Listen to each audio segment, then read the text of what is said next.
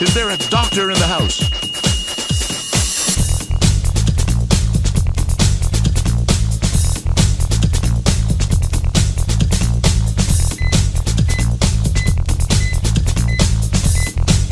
Doctor, you have a visitor in the main lobby.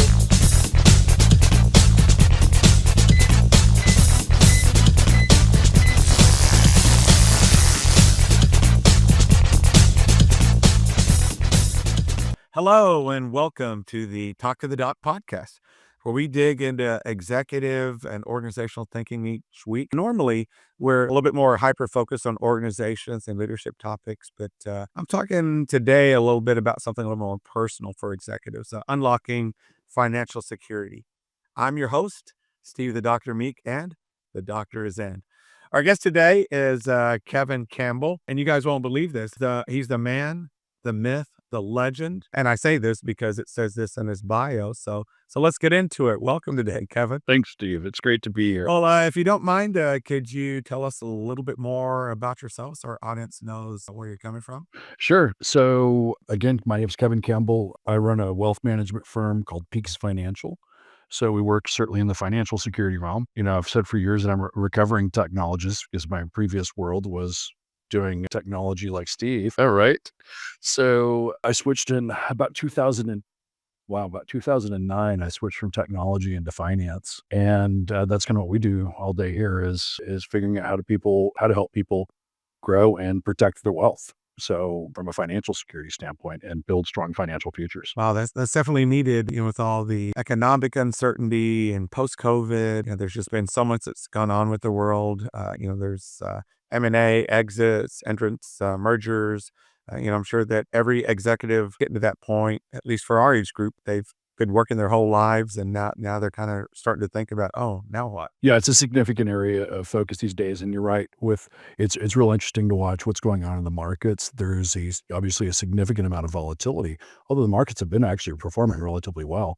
But the volatility is significant, and the further along we get in age, the closer we get to that retirement number, the more that volatility becomes a little frightening. I'm working forever. I mean, I'm going to play basketball forever, work forever, live forever. People already wonder if I'm a vampire. I was going to say, you don't seem to be aging. I mean, you and I have known each other a long time now, and you don't seem to be aging quite as much as I do, and I'm not sure I dig that. Well, I just, I've really taken. I think if I recall, I think you're older than I am by several years, I think. Well, I've been taking care of myself ever since the Civil War. So, I've been on a good diet and, really take my The blood aversions or something like that. Yeah. That's exactly it.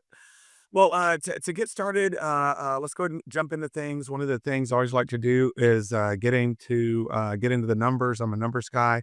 So the first thing, we were talking a little bit about this. My first vital is pulse, kind of the current state of the market.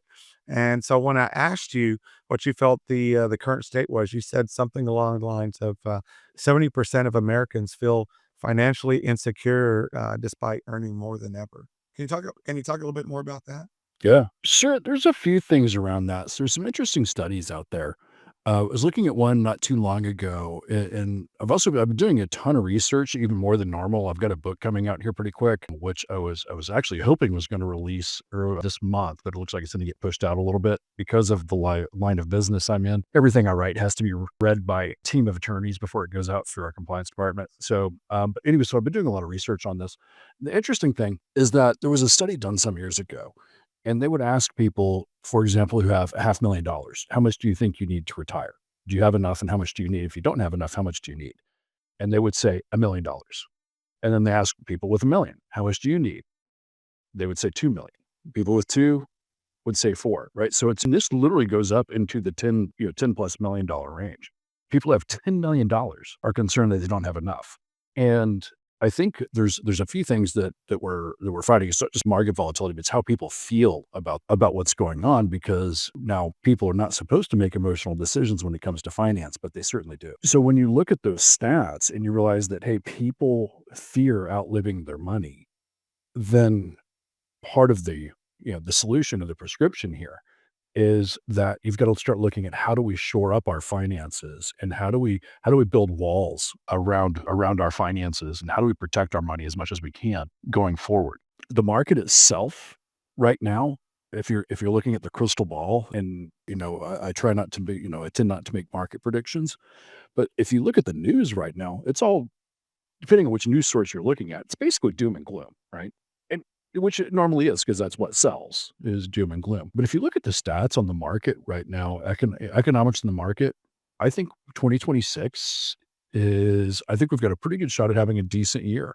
I think we have, all of that is barring anybody doing anything stupid. And I mean by, country, wars, regardless of whether it's involving the US or not, but wars in the Middle East, wars that can impact oil, hurricanes that hit the coast, on and on and on, things that could disrupt the current status. But if subtracting those issues, if you're just looking at the market and the fundamentals in the market and where things are going right now, I think we've actually got a pretty good shot at a decent year in 2026. I think the odds of a good year are higher than the odds of a bad year, but that's just speculation, right? So the markets are volatile and they have their own way of doing things, which isn't always logical. Yeah, I guess, the things that I've been hearing as I've been watching economic news is talk a lot about how last year was a big year of uncertainty with the elections, with some of the changes, and a lot of people held off and things. And, we've almost blown up the planet, but it's still here. So this year, the news that I'm hearing is a little bit more positive, a little bit more uplifting that, we're expecting things to get better, trend up. I'm hearing from different sources, different things. But I think for me, I think the challenge for most executives and leaders is if you're an expert, you spent a large part of your life learning skills, becoming the best, worried about your pay. If you're the owner or whatever, you're worried about the financials, the team development, all of those kinds of things. You've been cultivating these entrepreneurial skills on one side or the other, but you haven't really had the time to, okay, I've spent all my time doing this. Now I'm going to do the same thing for me and my planning. Unless you were raised in that way to be very mindful of, credit and finance and some of those kinds of things. I see very few people coming here into our office that really are very, very well prepared. And what I mean by that is there's just like anything that's a specialty, you get into what you know versus what you don't know. Right. And people often think that they know things and they'll come. It happens in here all the time is people think they understand the rules and they don't. And it's a whole different skill set as you are, when you're young and you're accumulating, you're just building wealth. And it's built in most cases in only a couple of ways, right? You're either a W-2 employee and you're stacking money, or you're an entrepreneur and you're trying to stack money and you're trying to build the enterprise value of your organization as well. But then at some point, when you start getting closer to retirement, flipping that switch and making that change, you have a whole different skill set to develop that most people don't understand how to develop. And I think it's really interesting these days that there's so much out there that says, hey, you don't need a financial advisor. You should go at it alone. It's stupid to pay somebody. And my take on that is, I'll use a legal analogy here. Is that, they say, I can't remember exactly what that saying is, but it's something like, the person that represents themselves in a court of law as their own attorney has a fool for a client. I think when you're young, I think that to make this, to make a correlation between those two, if you're representing yourself in a court of law for a parking ticket, where your freedom isn't on the line and your financial future isn't on the line, you're talking about whether I'm going to pay a parking ticket or not, I think that's fine. But I think if you were in a court of law and whatever you were there for had a significant impact where it could potentially cost you your freedom or your financial freedom, either one, right? Where you could actually be incarcerated for something, or you could be fined or lose hundreds of thousands or millions of dollars. You'd be an absolute idiot to represent yourself. And personally, I feel the same way about the financial world. That's like me trying to do, as I mentioned earlier, I was a technologist as well, but that's like, I've been out of that field for so long. I still can speak it, but I'm so far out of that would be like me trying to do my own cybersecurity. That'd be foolish. It would be absolutely stupid versus engaging the professionals who know how to do that and are up to speed on it. So it's an interesting thing these days is that it's a whole skill set shift and it's a mind, it's understanding the rules and the rules change. And so I think the planning, when it comes to financial security, I think planning is the huge piece of it. as doing the financial plan. I think I can see your point with that. Yeah, especially I think your analogy of your life being on the line. Maybe you don't feel that sense of your life is on the line because it hasn't bubbled up until you hit that certain age where you're like, oh crap, I need to get serious about this. But I think part of that, and I grew up this way too. I didn't have a family that was money knowledgeable. I didn't grow up in that kind of a household. So for me, growing up, my retirement was always relying upon income growth. I had to make more, I had to make more, I had to make more, I had to make more. And I just never really thought about it in the framework of, as you put it, as kind of a financial structure. So something that's super interesting I find is that we're very focused here in our firm on financial planning, not just the investment management. And that's what a lot of people think of when they say financial advisor or financial security. They think about investment growth. And the reality of financial planning is that most people are focused on is just, and if you talk to a lot of financial advisors, here's the conversation. Oh, yeah, hey, Steve, welcome in today. Let's take a look at what you're doing. And it's price, performance, and product. Hey, we can make your investments cheaper. We can try to increase your rate of return by 0.5% higher than you're doing right now. And we've got this great product, right? But then the reality of it is things like the planning aspect of wealth management will often generate far, far more return, far more yield than the investment side. And what I mean by that is it's like, hey, can I increase your rate of return by 0.5%? Problem. Especially if you're self-managing, in all likelihood, I can probably outperform what you're doing with self-management. No guarantee there, right? But the bigger factor is it's like, hey, but by showing you how to actually create a financial plan and how to manage your assets over your retirement, I started that word because I'm trying to get that word out of my vocabulary, retirement, because that sounds like something for old people. What people really want, I think, is financial independence, right? People think of it as what we talk about as a society's retirement, but what it really is financial independence. Because financial independence could come much earlier, right, than retirement age. Anyways, I digress, but when people start thinking about that retirement, about what you can do in retirement, proper execution, tax planning strategies, income strategies, how you use the resources, again, the big switches. In my early stages, I'm accumulating assets, but now all of a sudden I have all this stuff and I have to figure out how to operate it and use it, how you distribute assets, how you invest. So the big factors is income plan, tax plan, investment plan, and then the things that we don't want to talk about, like long-term care planning and all that kind of stuff that's for really old people, not young guys like us. Those things can move the needle the most significantly. So in some cases, it's like, hey, I can increase your investment returns by 0.25% a year, or I can show you how to tax plan efficiently, and you'll probably have several $1 million more in retirement by doing efficient tax planning. It's the planning aspect is almost more important than the investing side. Not that the investing is not important. It certainly is, right? Yeah, I think that's always the challenge for any complex topic is there's elements, but it's really how all those elements fit together. And I really like the mentality change that you put in there. Stop thinking about it as retirement. Think about it as financial freedom. Think about it as, not something way out in the future, but it could be next week, it could be next month, it could be 3 months from now, which means we need to start working on it now. I think to me that's a big mentality change versus how I thought of actually, I think even still how I think about it, because I still do think about the future as something in the future. And I did, fortunately one of my peers challenged me to reach out and identify a fiduciary a while back. And I was only 5 years after he first told me, but I think that eventually the lesson stuck and stuff. And I think that's always the challenge is trying to figure out what financial decisions I need to make today so that my future self will sleep better. Yep, absolutely. Now along that lines, in different age groups and bands and stuff, are there things that people should be doing today? Maybe depend upon their age, maybe not dependent on their age. If somebody wasn't saving for their future or didn't have a planner or didn't know where to start, where's your starting point for the typical person?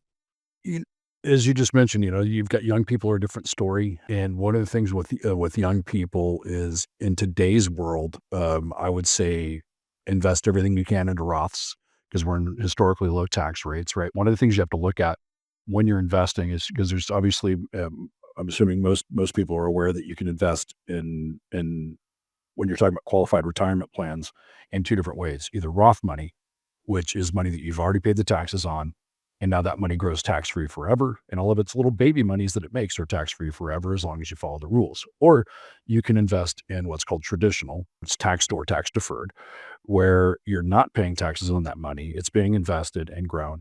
And in the future, you pay the taxes on it at whatever the then rate is. Well, and sometimes people will say, well, I invest in traditional because it saves me money on taxes. And the reality of it is it doesn't save you money on taxes. It defers money on taxes. And it actually defers two things that are very important. It defers the tax payment, but it also defers the tax calculation. So if you end up retiring into a higher tax bracket than you are now, tax deferral did nothing good for you. And actually it hurt you. Or you can go into post-tax money, Roth, for example, where you're not going to have that impact later on in life. So right now, because now if it was the 1970s, if you look back at 1970s tax rates, I don't know if you're aware of this, and many of your listeners might not be, the entire decade of the 1970s, the top tax bracket was 70% in the United States. And that's not the highest it's ever been. 94 is the highest it's ever been. But the entire decade of the 70s, it was 70%. If you were investing in the 70s, if you were a highly compensated executive and you were deferring money that you would have had to pay taxes at 70% on, and you deferred that money and you pulled it out in the 1980s when tax rates were below 30%, you made out like a bandit, right? You were like, yes, I'm a genius. But now, right now, because tax rates are so low, and I know they don't feel like they're low, but they are actually, if you look at historic brackets in the US, tax rates are at one of their lowest periods in the last 100 years. They're not at the absolute lowest right now, but they're very close to the lowest they've been in 100 years. So right now, Were those rates just adjusted the big beautiful bill? I thought I heard something about some. so what happened in the Big Beautiful Bill was the biggest change in that was not so much the change. It was solidifying what was already passed. So in 2018, the Tax Cuts and Jobs Act is what brought the tax rates down to where they are right now. But when they passed that, it had an automatic sunset provision on it, so it was supposed to expire December 31st of 2025. So the Big Beautiful Bill made those tax rates permanent. Now, here's the thing, permanent, there's no such thing as permanent when it comes to tax rates. What that means is it's the law of the land until it's no longer the law of the land, right? So that means it's permanent until somebody changes it. When they say permanent, all that does is it previously had an automatic expiration date. Basically, they've removed that expiration date. And the Big Beautiful Bill, that could be a whole nother podcast or a series of podcasts, right, to get into all that. But those are the big factors. So right now, the law of the land, so right now the tax rates that we have currently are permanent until somebody changes them. So they're not going to expire. So what that really means right now is taxes are on sale, and they're at some of the lowest levels that they've been in many years. Okay. But change at any time. So right now, invest Roth. It can. And the point to that, and to bring back to what I was talking about earlier, is depending on where you are in history. So it's like right now, Roth is for most people the way to go. Roth is the name of the game in most situations, unless you're super high income earners and you are actually going to be in a lower tax bracket in retirement. But what we see happen all the time, let me back up. If you're a young person, you need to look at the tax rates. Right now, Roth is the way to go, but there's a period in the future where that might change, right? And it might go, hey, you know what? It's probably better off to go defer and go pre-tax. Pre-tax. But the point to this is so for the last couple of decades, everybody's been told, invest in your 401k, tax deferred, right? Because Roths didn't become really popular until realistically the last decade, where they were super popular and available in almost any retirement plan. So we have people retiring now, and we run projections for them. And we look at what their tax bill is going to be when they're 70s and 80s, especially if they make it into their 90s. And in many cases, because they followed the advice that was given to them decades ago, not only are they not going to be in a lower tax bracket in retirement, which is what they were always told, right? You invest this tax deferred because you're going to be in a lower tax bracket in retirement. But actually, they're going to end up in a higher tax bracket. In some situations, just doing some analysis the other day, I keep looking over here like you can see the screen on my wall that has these numbers on it. They were actually going to jump 2 tax brackets in retirement. We're in the 22% tax bracket. But they were going to jump 2 brackets in retirement. By the time they're in their later years in retirement, The estimates are because of required minimum distributions and other things that happen from a taxation standpoint. When you're retired, you have large sums of money in tax deferred accounts. They're actually going to end up at 32% or higher. And so, and it's like, and there's a choice. They can fix that. There's things that you can do now to fix that. But so again, it comes down to planning, planning, planning. And so you've got to, when you're investing, whether you're, regardless of your age, what you have to look at is when you're investing is traditional wisdom holding up right now? And because we have all these traditional wisdoms of, the 4% rule and the 80% rule of income and all these old, I talk about this a lot in the book. There's all these old rules that we used that people say this is what you're supposed to follow. The question you have to ask is it still relevant?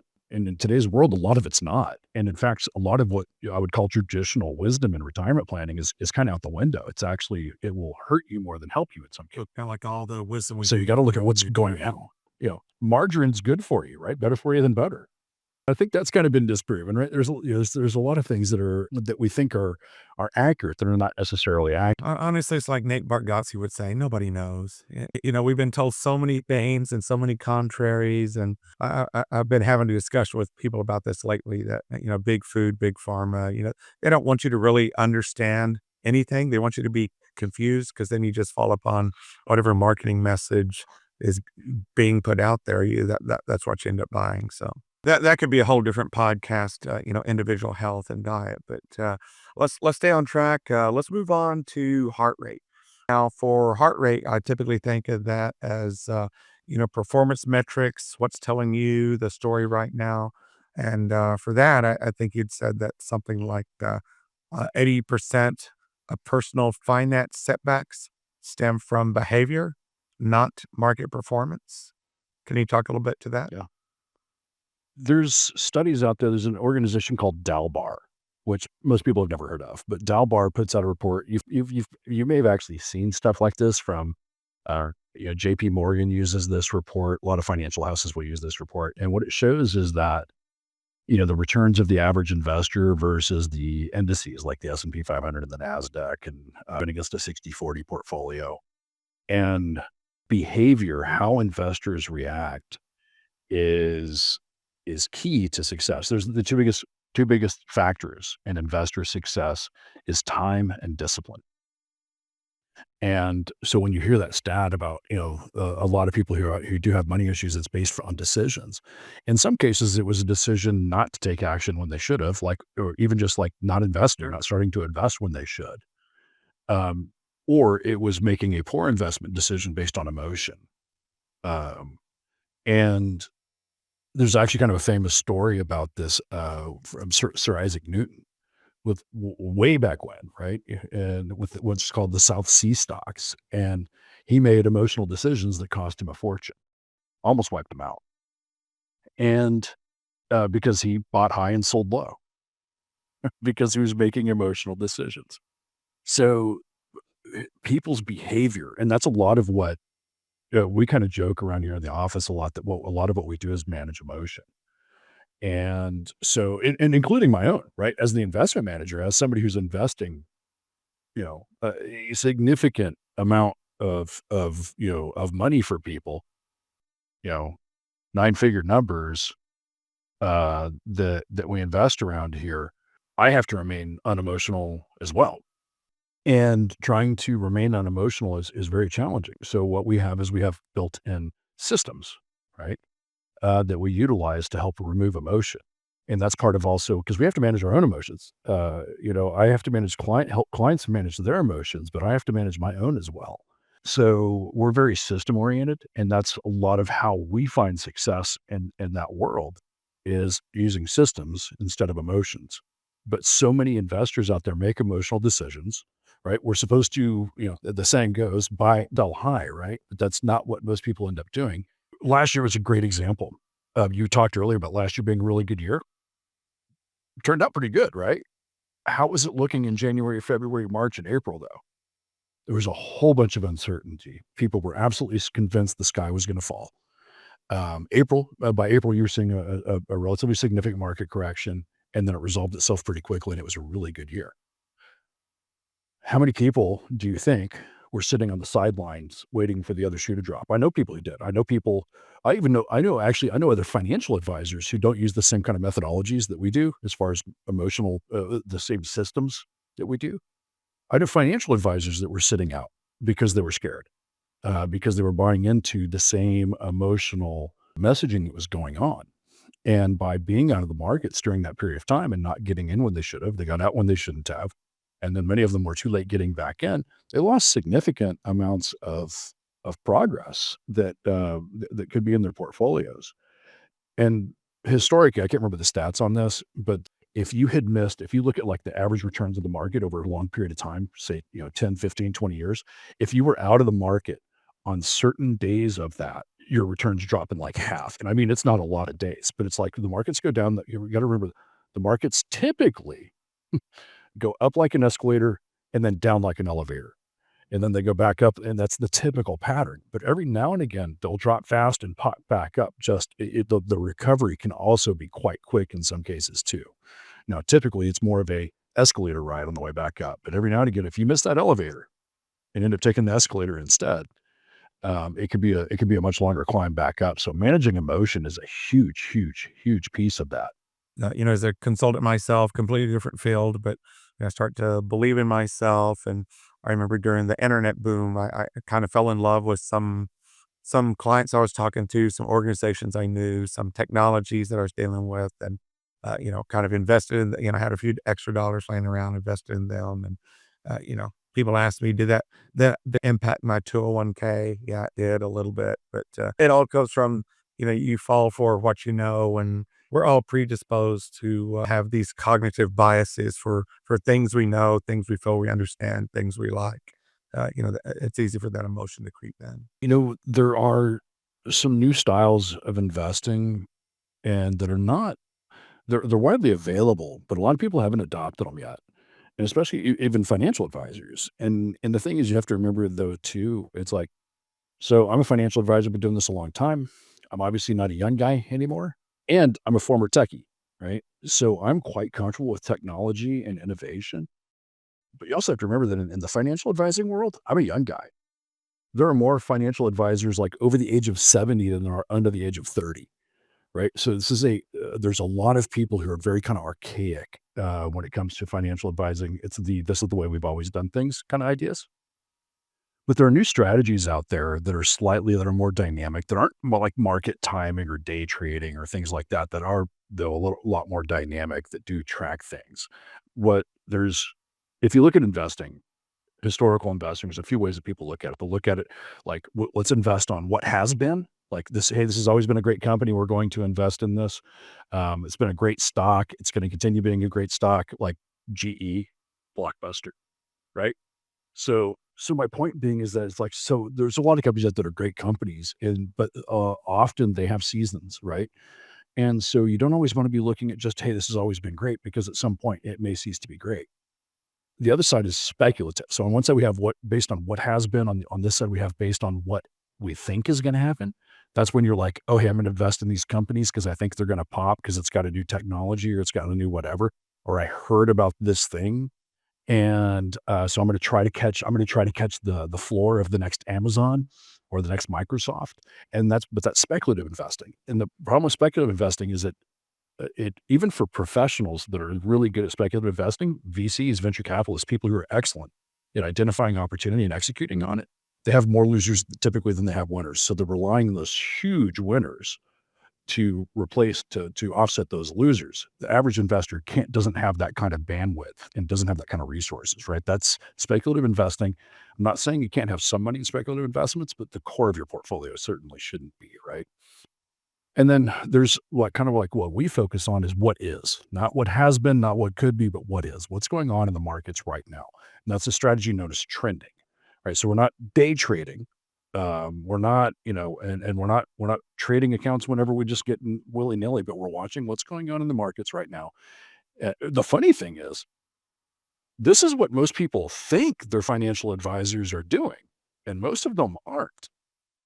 Most of them are not sitting there watching day-to-day basis going, hey, this is trending a little bit this way, trending a little bit that way. We should be making some shifts, or we should get a little bit more defensive, or we should get a little bit more offensive. But there are ways to do that. And the problem, again, historically, was that there wasn't great ways to do that based on data driven. That was data driven, algorithmic, where you're removing human emotion. And that kind of stuff is available today. And so that's something I'm a huge fan of, is that kind of investing strategy. And the goal for me with a lot of that is, like, personally, I'm still a pretty aggressive investor, right? And what I'm looking for typically is I want things that are going to perform similar to the S&P 500 and the Nasdaq when we're in bull market conditions. But when we hit bear market conditions, I want to try not to get eaten by the bear. Right. So that's what I'm looking for in those trending things, is say I want stuff that's like at a pretty good rate of return in good markets, but we're trying to minimize losses in bad markets. Making money in good market conditions is easy. It really is. It does not take much skill at all to make money in good conditions. It's trying to protect it and defend it during a bear market is the bigger. I guess I've heard a couple of things from you. One, opportunistic when things are trending up. Also heard you say, for investors to be wary of pulling your monies out when things are uncertain, because it might correct fairly quickly. Based on those slightly different mentalities, do you have kind of a somewhat simple rule that you have for investors, that maybe a simple rule that kind of replaces that stressful decision? Do I stay? Do I go? How do I decide what to do? I think it comes down to where they are in their life too. So again, going back to, we talked earlier about whether you're a young person closer to financial independence, again, not retirement, but financial independence. If you're young, some of my best advice is just stand on the gas. And that's a mistake I see young people make, is they're listening to the noise at all as well. They're listening to their coworkers who are 20 or 30, 40 years older than them, going, "Oh, hey, I got out, or I'm nervous," or whatever. Young people should just stay as aggressive as they possibly can, because they have decades until they need this money. Why be safe with it now? They're going to need the return. So part of that depends on where they're at. Young folks, stand on the gas, go for it. But as you get a little bit older, that's when you need to start getting a little bit wiser about how you're doing it. And I think in that situation, the best thing I can say is I think it makes sense at that point, as you get a little bit further along, is to seek professional guidance. It is very difficult.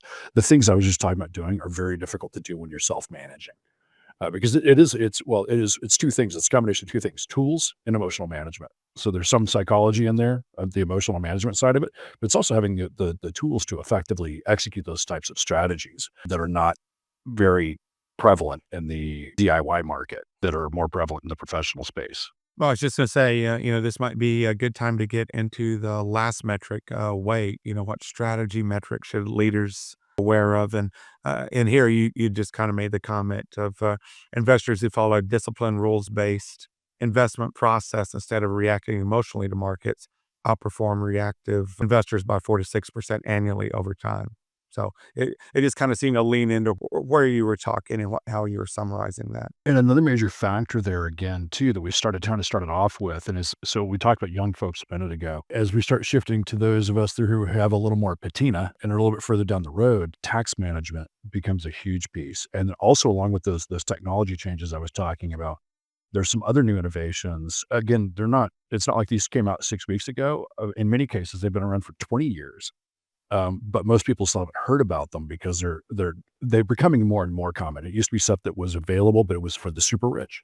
Now, as technology improves, prices come down on things. We're actually able to do things for the more average investor that used to be reserved for the ultra high net worth individuals.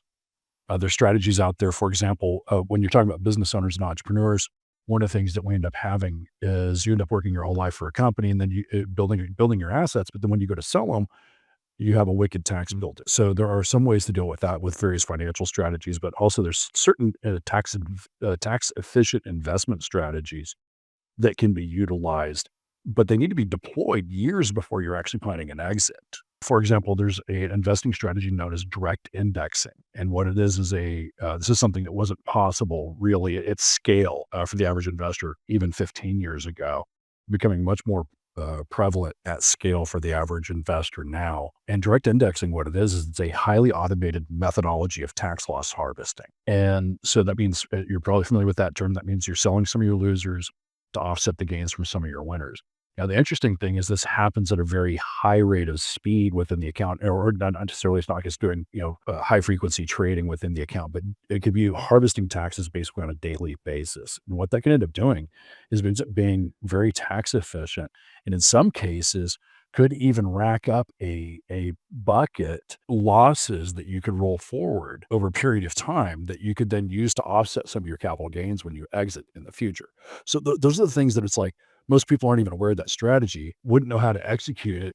And it's certainly not on most business owners' radars that, hey, maybe I should be doing something like that so that when I am looking at exiting 10 years from now or 5 years from now or 15 years from now, that I've racked up some tax advantages so that when I go to sell my business, that the IRS doesn't end up with quite as much of it as they already are. Something else you have to be very aware of too is your state rules. Like, for example, you're in Texas. I'm up here in Washington State right now. We do business pretty much nationwide, but I have clients in, I think last I heard, something like 36 states or something. Well, honestly, I heard you say Wick, so you must do work in New England. That's it. I didn't realize that was a New England term. Boston. When I lived in Boston, that was wicked good cookies. I'll never forget them. Oh, gotcha. Okay. So, anyways, up here in Washington, there's some very punitive taxes up here as well. That Washington I just wrote an article on this. It's about to publish in the local business journal. Washington, when you look at it at a glance, it looks like it's pretty tax friendly, but it's really not if you're a business owner, entrepreneur, high income earner.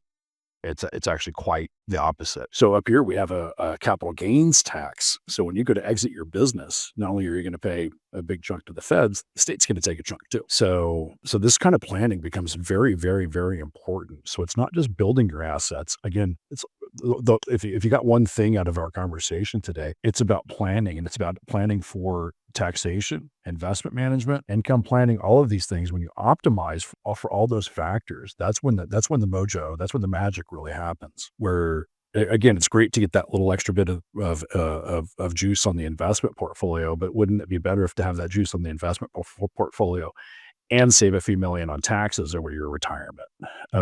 That's a big deal.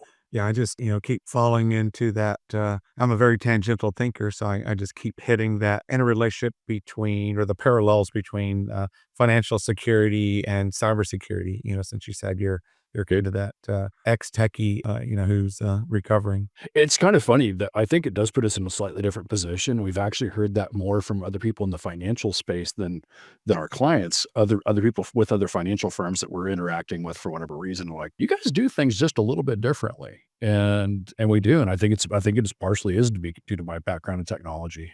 So we're very tech forward, but I also think I think about things slightly differently than many advisors.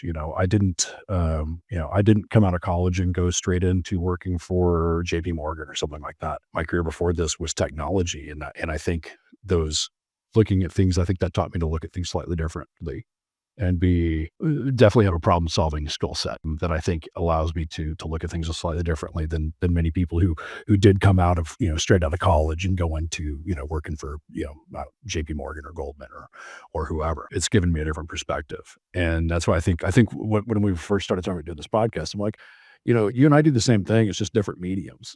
It's you're protecting networks and making sure things stay flowing. And that's exactly what we're doing as well. It's just a different medium.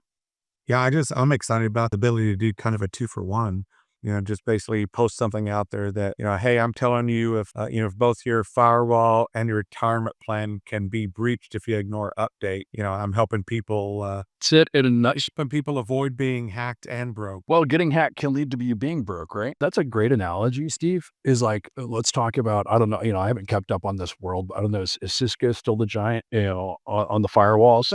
I would say things are very different. As a longtime CISSP, I focused on the perimeter and the network and, all of those kinds of things. But now, post-COVID, since so many people work remote and are geographically dispersed, the security guardrail is actually identity. So many things authenticate against Microsoft or Google or whoever, that the way people get in, they don't even need to be in your network. All they need to do is get access to your Office 365 environment or Google Place or, whatever. Since everything is in the cloud, your data, your applications, that's what's important these days. So it's less about physical equipment and, hacking through the firewall and, these complex things. They're going for this soft, chewy underbelly and trying to get directly to the users. And that's there's a mentality called zero trust that is kind of the guiding light for us these days. But like you said, it took me to have all those years doing things a completely different way to have that epiphany of, oh crap, it's not the firewall anymore. It's something completely different. All the skills that I had aren't as relevant or as current as they could be. So the analogy that I would draw between your world and mine in this situation is just as you would say, hey, it's foolish that you're using a security plan for your infrastructure, for your enterprise that was good a decade ago or 2 decades ago. And you still treating your IT security like it's, 2005 instead of 2026 would be the same as people following their parents' financial advice who were investing in the 1980s and 1990s and following investment advice and tax planning advice and all of that's decades old because the world has changed significantly. Just as the IT infrastructure world has changed significantly, so has the financial world changed. And you can't do this is the way we've always done it. You've got to stay current Oh, I just liked your on both your IT stuff and your financial stuff. I just liked your observation before about, hey, you've got people relying on tools and, it's more of a process. And, the things that you've been describing kind of seem more process oriented, plan oriented, those kinds of things as opposed to, just letting tools do what tools can do. I do have one other comment real quick that I think might be important for today's world. And we were having this conversation. I was just at a conference last week in Newport Beach. Horrible time to go to California in January. So yeah, it was horrible. But we're having this conversation about these days that there's all these financial tools now being developed that are targeting the younger generations, and they're almost kind of gamifying finance. And the problem is, so the younger people have absolutely zero investment discipline, and I think this is a change in user behavior, and it applies to our generation as well because people are getting so used to these dopamine hits from social media and stuff. We want everything. We want it right now. We have zero attention to detail and zero ability to focus long term on something. And that's what a lot of these platforms are kind of gearing towards. And I was working out the other day with my trainer, and he was mentioning that his son while we were working out, he's like, yeah, my son's texting me. He's working on starting to invest, and he's asking these investment questions. But my trainer, he's always been a buy and hold investor, right? He's done quite well, and he's like his kid, they're in this cycle. The youth are in this cycle where it's kind of like the meme stocks back during the pandemic, where people are trying to go, hey, how can I make $10 million over the next 6 months and then never have to work again? And a great goal, but you have to be cautious, or you really need to pay attention to what's going on out there, because I think a lot of people are creating a lot of this stuff have figured out that people will pay for it, right? And it's partially just being gamified. Oh, yeah. So watch what you're doing. Yeah, I mean, I could definitely see how that definitely targets that, a video game. We've been a video game culture for a long time now, since the arcade days. I'm kind of lent into social media and generation. You've had some people hit on crypto. You've probably had another 80 stories of people who didn't hit. But the guy who's bragging about his big hit in crypto and his big win, good for him. But he's telling to everybody in the world, and then everyone thinks that, hey, if I just buy this tool that feels good, I can go out and replicate what he's done with very little skill. Yep. Again, part of the problem is people will invest. They're trying to do quick hits, make some money, get in, get out. It was just in the news. There was a group that was trading, and I can't remember exactly what strategy they were using, but it was kind of one of those online groups. This has just happened just over the holidays. This is just literally, this is December of 2025. So this is within 6 weeks of the Really, yeah. And this is exactly it. They were using the dude. Dude, oh, I know things. I know. Right. Yeah. Yeah. Librarians, they were pissed. The librarians were up in arms. But anyways, I can't remember what the strategy or system they were using, but there was this online group trying to do stuff, and they got wiped. And I mean, they got wiped bad. I mean, to the point where several of them had like GoFundMe pages set up because they lost, they were wiped that bad that they're like, I'm going to lose everything. And so if it sounds too good to be true, you know, so just be cautious out there. Um, you know, That's the same thing we say in phishing and social media opportunities. If it sounds too good to be true. totally. Yeah. If it sounds too good to be true, it's probably that Nigerian prince you were talking about earlier. Hopefully he can get back to me. I'm still waiting to hear back since. Right? Yeah. hopefully, Is he sending you his sending you his gold bars? Yeah. I believe in this day and age, people still fall for this kind of. I just saw the story within the. It was yesterday. I saw a story about a lady who some online scammer convinced her that they were with the government. They convinced her to. I can't believe the steps in this. I can't believe that this actually. It's one of those ones where you're like, this couldn't have actually happened. They convinced her to go liquidate all of her securities. And I want to say it was something close to $2.5 million. Liquidate all of her securities, go and buy physical gold bars and take them home, and then pack them up into boxes.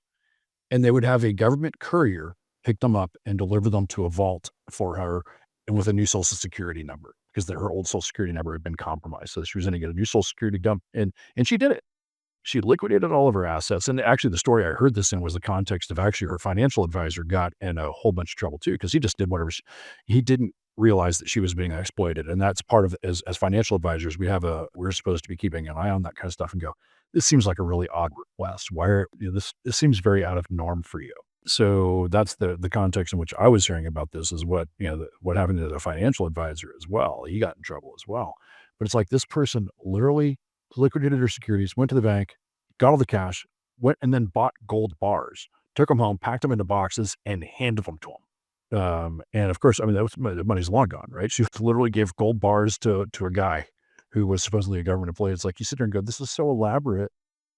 How did nobody? And I mean, a little old lady moving $2.5 million worth of gold, in physical gold, you'd think that would have caused a little bit of a, somebody along the way, somebody started to kind of go, what's going on here, right? So you got to watch out. You got to be cautious out there. And it just goes back to those phishing and spear phishing things you were talking about earlier. So many scams out there. So many Yeah, scams. definitely scary times. Wherever you are, whatever you do, it's definitely scary times. The Absolutely. mankind's Be ability safe, to make create good choices, make emotion good is decisions. unparalleled. Kevin, Make good decisions. we're coming to the end of the doctor's appointment. I've got to see other patients and stuff. I feel so much better, Yeah. No, I'm glad to help. If I could give you a self affirmation, you're good enough, you're smart enough. Doggone it, I like you. Thanks, man. This has been a lot of fun. It's been way too long. It's been way too long. Definitely. But now we're at that point. I've got to do my diligence. Got to put together my notes for you and give you an after visit summary. We've talked about planning, protection. We've talked about processes, the power of personal discipline. But let's finish strong, Kevin. What's the prime piece of parting perspective you want leaders to remember from today's conversation? I want you to say that 3 times really fast. The prime Piece of piece of prime piece of parting perspective. parting perspective, the 4 Ps. We all have blind spots, right? And even super smart people who think they have got it all together, we all have blind spots.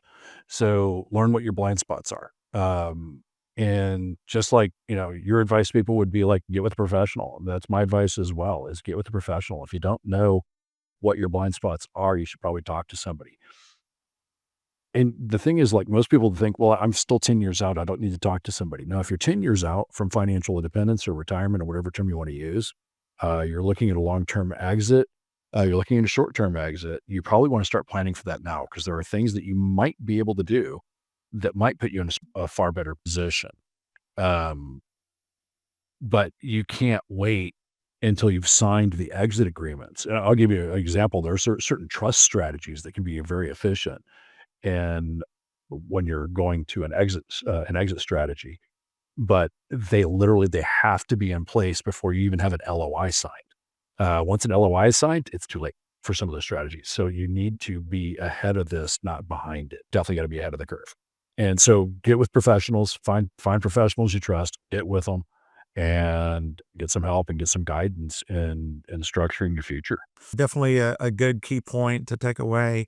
Now, also, like a modern physician, I can't just give you advice. Sometimes I have to send you away with a prescription. So now that we've moved through your prime piece, what additional powerful practical prescriptions do leaders need to put into practice when they finish this episode? What? Say that word again. What? What additional, what did I say? What additional powerful practical prescriptions do you want leaders to put into practice? I think one of the biggest takeaways from today is focus on systems and taxes, right? And which the taxes come into systems as well. But it really is a focus on systems. And again, that's actually, I think I've gotten, that this is such a natural switch for me when I came from technology. I was a systems engineer, right? That's what I did back in the tech world with systems engineering. So we're doing the same thing. It's just we've switched what we're doing. So it's all about systems. Managing the tax strategy, managing risk and taxation are two of the biggest things you can focus on. If you focus on managing the risk and managing the taxation, the investing part becomes easy, right? But that's most people are so focused on just the returns. They're focused. And I'm not saying it's not important. It is. Returns are important. I like strong, juicy returns. They're some of my favorite things. I like them a lot. But it's not the only thing. It's systems, and the systems that manage the the investment risk, other risks, tax risk, longevity risk, regulatory risk, the risk that they'll change the rules on us. Systems is where the focus is. Not on a product, it's on a system. And what you're trying to do is, I'll put the analogy back to the IT world again. It's not one thing, it's a whole ecosystem of pieces that are put into place. I was trying to get a fourth P in there, but couldn't. Systems that are put into place that create a strong ecosystem for your infrastructure. This is something you're trying to do with your finances. It's all systems based. Sure. And I think that's the big takeaway is if you think you're doing all the right thing just by stuffing money in an account, that's not a strategy. That's not a system. That's a behavior, right? So you've got to look at the deeper side.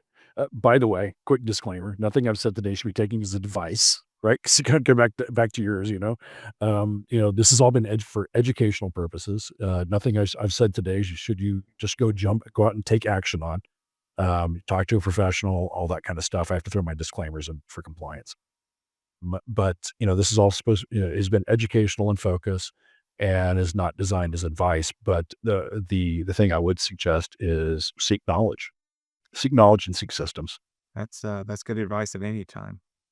I don't know if you knew much about my constituent, my audience, but we love free stuff. If you've got any free stuff to offer, can you get me links and talk a little bit about it here, and I'll make sure and put it in the show note. What we could do absolutely is we have, as I mentioned earlier, we've got a book coming out, and it is a little delayed right now, but it will be out in the next month or so. It will be out at least digitally. I think the hardbacks are like I think we're looking at end of Q1 for the hardbacks, but digital versions are going to be out pretty soon.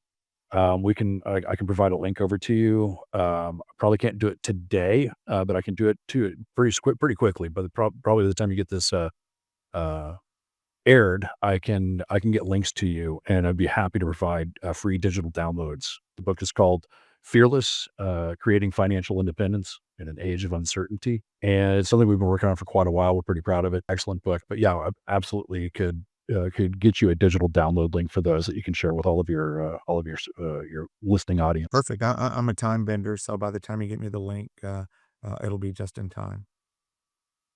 Perfect. Excellent. All right. What about get in touch with you? If there's anything you want to share, how people can get in touch with you if they have a question? Oh yeah.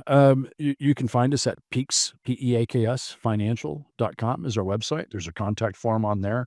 And there's actually going to be another podcast coming out. I have one podcast right now, but it's really more of a local interest. There will be another podcast coming out around the Fearless brand as far as the book and a video series and all that's coming out as well. But right now you can find us at peaksfinancial.com, and there's contact information there. And we'll for the podcast, we'll add your LinkedIn URL as well to the podcast so they can. For myself, you can always reach me at the doctor, all spelled out, at fulcrumgroup.net, my LinkedIn profile, which will be on this podcast. And well, heck, that brings us to the end of our doctor's appointment today, Kevin. Hey, it's been great, man. It's been a lot of fun. I really appreciate the time. It's been great. Appreciate you sharing for my audience and doing something a little bit different. Just having gone through some of this journey on my own, I started thinking about other executives who might be at that point where they're looking for a little bit of guidance in a way that kind of steers them down the path of whatever it is that they need. But I appreciate you reminding us that financial resilience, much like cybersecurity or IT strategy, comes down to discipline, systems, and protecting your future before trouble arrives. So if you've enjoyed this conversation, be sure to subscribe, share with someone else who could also use our insight, guidance, and advice, or not advice in the case of Kevin, education in the case of Kevin. I'm your host. Your disclosure. I'll see you, the Dr. Meek, and the doctor is out. Thanks so much. Appreciate you, Kevin.